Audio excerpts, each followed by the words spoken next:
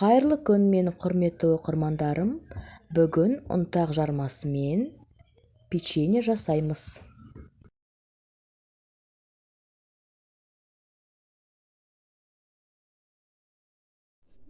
Ол үшін бізге жұмыртқа, қант, ұн қопсытқыш, тұз, ұнтақ жармасы, сұйық май және де йогурт немесе айран қосуға болады.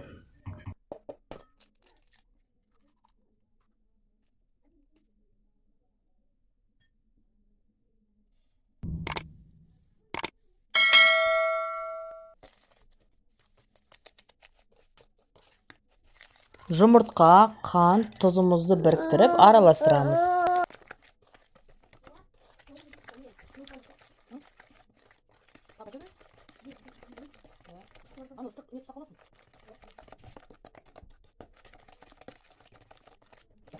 Кейін сұйық май мен йогуртымызды қосамыз.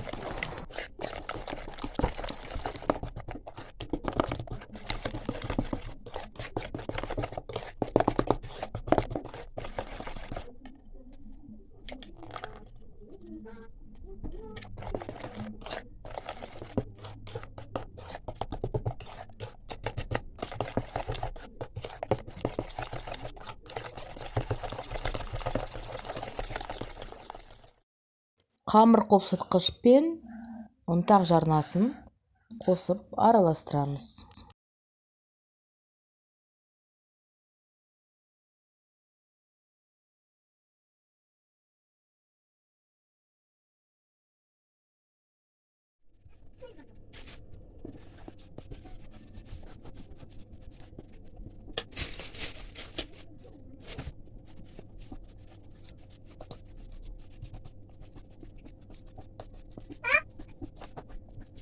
Осындай масса шығу қажет. Енді оны 30 минутке бұқтырып қоямыз. Алдын ала пешімізді 180 градусқа қыздырып аламыз. Енді печеньелерімізді осылай салып 20-25 минут пісіреміз.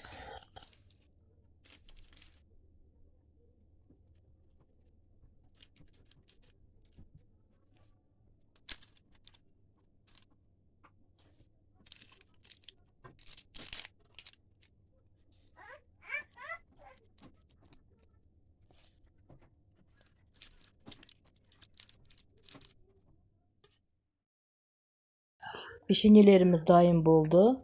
Өте нәзік болып шықты. Керемет. Менімен бірге жасаңыздар.